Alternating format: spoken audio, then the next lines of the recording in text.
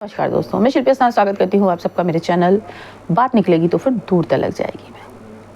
हमारे समाज में कहना चाहिए कि इस समय जो भी हिंदू मुस्लिम के बीच में एक इस तरह का संग्राम चल रहा है, मुझे नहीं पता कि इसका जिम्मेदार कौन है। हालांकि सूचनाएं बताती हैं, न्यूज़ बताती हैं कि अगला पक्ष क्या चाहता है। शायद अगला पक्ष गजवाए हिंद चाहता है।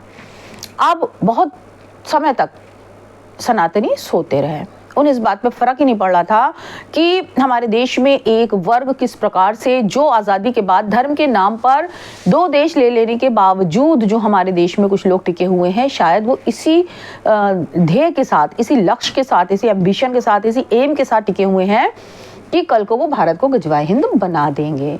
हम हिंदू सनातनी इस बात से बेखबर थे या सोए हुए थे, या ये कहना चाहिए कि हमारे देश में जो सत्ता थी वो हमें अफीम पिलाकर सुला रही थी कि भाई तुम्हारा काम है केवल खाना पीना, पढ़ना लिखना, पढ़ाई करना, नौकरी करना, बच्चे पालना और एक दिन मर जाना।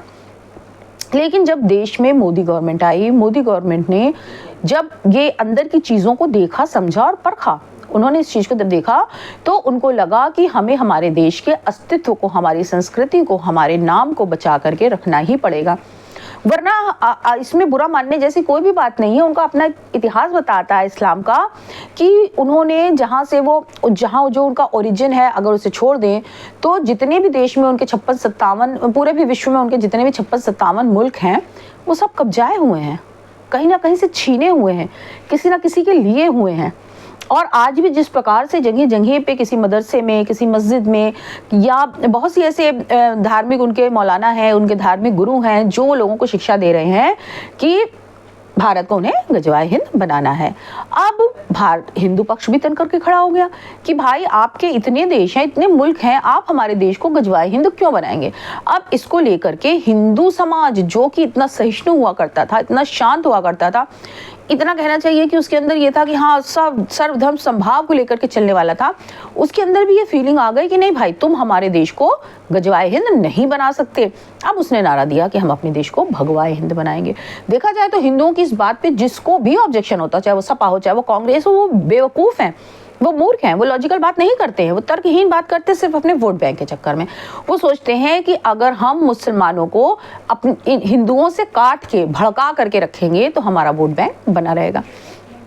हो सकता है कुछ लोग भाजपा पे आरोप लगाते हैं कि भाजपा भी हिंदुओं का ध्रुवीकरण कर रही है सिर्फ इसलिए कि उसको वोट मिलते रहे, और मैं मान भी सकती हूँ, भाजपा जो है वो एक राजनीतिक पार्टी है। हो सकता है वो जो हिंदुओं के अंदर ये अपने धर्म को लेकर के सम्मान की भावना जगा रही है, हमारे मंदिरों का जीर्णोद्धार करा रही है, उसके पीछे उसका मकसद ये हो कि भाई उसको वोट बैंक मिले और वो सत्ता में बनी रहे।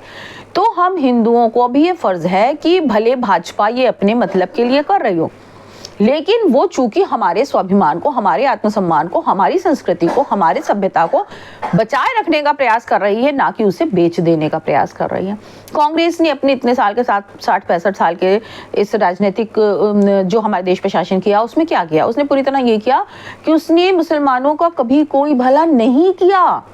मुसलमान उठा करके देख लें कि कांग्रेस के शासनकाल में उनके लिए कितना किया जाता था, क्या योजनाएं चलती थी, क्या उनके बच्चों के लिए मदद होती थी, क्या उनकी पढ़ाई के लिए मदद होती थी, क्या उनके लिए योजनाएं चलाई जाती थी। उनसे कहीं ज़्यादा मोदी जी ने किया, और मुझे इस बात से कोई ऐतराज़ नहीं है। मुझे कोई ऐतराज़ नहीं है कि मोदी जी अगर मुस्लिम भाई बहनों के लिए कुछ अच्छा करते हैं, वो चाहते हैं कि उन्हें गरीबी से खींच करके ऊपर लाया जाए, अगर वो चाहते हैं कि उन्हें भी देश में सम्मानित ऊंचे पदों पर रखा जाए, अगर वो चाहते हैं कि वो भी हमारे हिंदू भाई बहनों की तरह ऊंचे पदों पर आसीन रहें, देश की अपनी उन्नति में अपना सहयोग दें, तो उसमें कुछ गलत नहीं है। वो सबको राशन देते हैं, मुझे कोई आपत्ति नहीं है। सबको घर देते हैं, मुझे कोई आपत्ति नहीं है। अगर मुस्लिम उनको वोट नहीं देते, इस पर भी मुझे कोई आपत्ति नहीं है, भाई आपका वोट है। लेकिन मैं फिर भी आज मैंने ये वीडियो अपने मुस्लिम भाई बहनों से ही बात करने के लिए बनाया है। कम से कम अपनी आंखें खोलिए और आप ये देखिए कि आपके भले के लिए कौन काम कर रहा है और केवल आपको यूज करने के लिए कौन काम कर रहा है। दूसरी मेरी मुस्लिम समुदाय से एक अपील ये भी है कि आप अपने बच्चों को राजनीतिक लोगों और धर्म गुरुओं के चंगुल से बचाइए। आपके धर्म गुरु जो हैं वो 100% राजनीतिक प्रभाव में रहते हैं। राजनीति के लोग उन्हें एक तरह से समझ लीजिए कॉन्ट्रैक्ट देते हैं कि आपके बच्चे लाए जाएं, आपका वोट लाया जाए, आपके बच्चों को किसी भी आग में झोंक दिया जाए, और आप जाकर के वहाँ पर, आपके बच्चे जाकर के वहाँ पर लड़ें। किसी बड़े नेता, किसी बड़े धर्म गुरु के बच्चे इन पत्थरबाजी में आगे क्यों नहीं आते हैं? क्यों वो किसी को मारपीट करने नहीं जाते हैं? क्यों वो, अब ये गरीब जनता, गरीब मुस्लिम जनता ही हर मामले में फंसती है? क्या आज मुस्लिम्स को ये सोचने की ज़रूरत नहीं है कि वो ये सोचें कि वो केवल धर्म के नाम पर, केवल धर्म के लिए, केवल कुरान को बचाने के लिए, केवल इस्लाम को बचाने के लिए क्यों अपने बच्चों को आग में झोंक रहे हैं? आपके पास 56-57 मुल्क हैं, धर्म के नाम पर आप पाकिस्तान ले चुके हैं। अगर हिंदुस्तान में हिंदू ये कह रहे हैं, चाहे वो बाबा बागेश्वर हो, चाहे वो देवकी नंदन जी हो, अगर वो ये कहते हैं कि हमें हिंदू राष्ट्र बनाना है भारत को, कोई गलत नहीं है।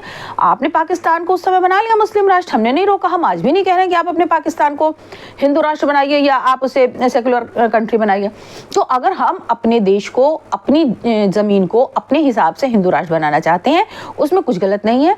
अगर जिसको इस पर आपत्ति है तो भाई सीधा सा रास्ता है कि आपके पूर्वजों ने आपके लिए एक मुल्क ले लिया था और आप फ्री हैं। आपको जहां सुविधा हो जाइए। ये हमारा देश है, ये हमारा घर है।